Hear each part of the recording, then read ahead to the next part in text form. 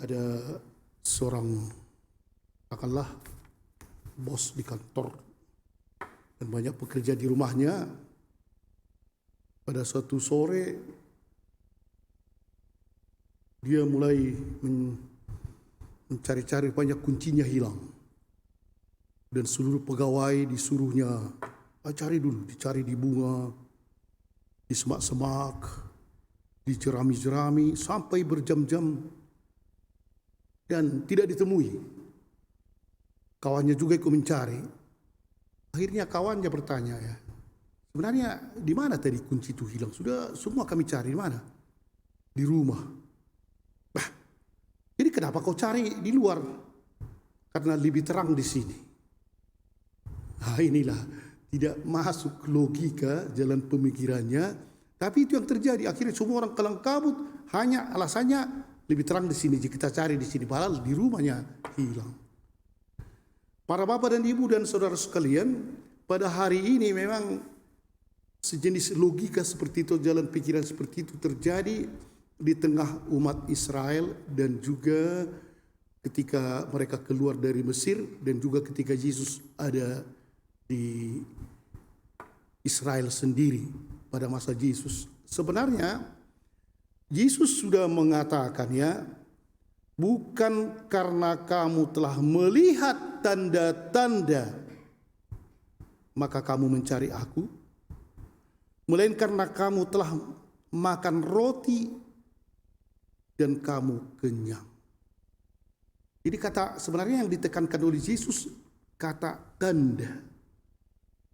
Roti yang diperbanyak waktu orang Israel bersama dengan Musa, dan juga daging burung yang datang, juga manna. Apa itu artinya sebenarnya itu manna ya? Itu sebenarnya hanya suatu bentuk, dan di balik itu ada tanda. Ada sesuatu di baliknya. Atau ketika orang-orang Israel tadi sampai naik perahu, di mana Yesus itu? Di mana Yesus itu? Mereka berbondong-bondong mencarinya sampai ke Kapernaum. Dan ketika mereka ada di situ, tiba, kenapa? Kapan Yesus tiba di sini?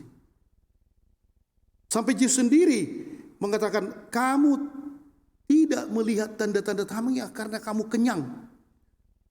Dan mulailah diskusi itu ya. Rupanya memang Yesus membuat perbanyakan roti minggu yang lalu. Hanya dengan 5 roti dan 2 ikan bisa makan 5.000 orang. Mereka hanya melihat itu sebagai bentuk sosial, membantu orang miskin, dan Allah rupanya sanggup. Jadi kegiatan-kegiatan seperti itu aja. Mereka tidak melihat ada tanda di balik ini, sesuatu yang mau ditunjukkan oleh Tuhan, dan itu mau dielakkan oleh Yesus sehingga dia menyingkir. Tetapi ditanya lagi bahwa apa itu tanda? Apa yang kau buktikan? Yesus sudah membuat makan 5.000 orang. Kemudian Yesus sudah menyembuhkan, menghidupkan yang mati, dan banyak hal. Tapi mereka hanya terpusat. Akhirnya memang Yesus ini seorang tokoh yang luar biasa. Yesus ini bisa membawa kita ke dalam kemakmuran. Yesus ini bisa membuat kita akhirnya berhasil mengusir penjajah Roma, dan Yesus ini bisa mengangkat bangsa Israel seperti Raja Daud dan Salomo dan Saul dan seterusnya. Itu pemikiran mereka. Jadi cukuplah sebagai tokoh yang luar biasa, dan manusia hanya akhirnya sebatas pemikiran duniawi. Disitulah salahnya.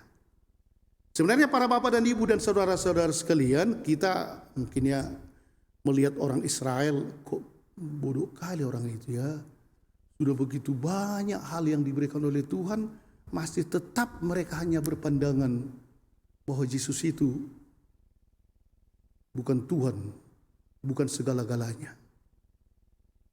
Tapi sebenarnya kita juga dalam kehidupan ini kalau kita lihatlah dalam masa COVID ini, sebenarnya kalau mata kita melihat begitu banyak bantuan atau kasih atau apapun itu yang bisa kita terima. dari Tuhan. Tapi lihatlah juga ya, pemerintah membantu, vaksin gratis, bansos diberikan, beras diberikan, uang diberikan. Masih ada juga yang melihat tak benar ini, gulingkan Jokowi. The ending, negara gagal dan seterusnya. Matanya buta, dan kadang-kadang kita juga mata kita bisa buta terhadap penyelenggaraan Tuhan di dalam kehidupan kita. Sebenarnya sudah banyak diberikan oleh Tuhan kepada kita, kan mengapa kita sampai masih bisa hidup hari ini, dan mengapa anak-anak kita begini, mengapa akhirnya tetanggaku begini, begitu banyak diberi, tapi akhirnya ketika ada sesuatu mungkin lapar sedikit langsung kita, di mana Tuhan itu? Di mana Tuhan itu? Ganti Tuhan kita dan seterusnya. Tanda-tanda yang diberikan oleh Tuhan, mulai kita dibaptis dan seterusnya berkembang di dalam iman itu, tanda itu kadang hanya kita batasi ketika aku bisa beruntung dan bisa melihat dengan jelas Tuhan itu besertaku dan beserta keluarga. Pada hari ini para bapak dan ibu dan saudara sekalian, banyak keajaiban yang diberikan oleh Tuhan, tapi diinginkan ya pada zaman ini, pada masa ini, sebenarnya iman itu harus menjadi bagian hidup kita.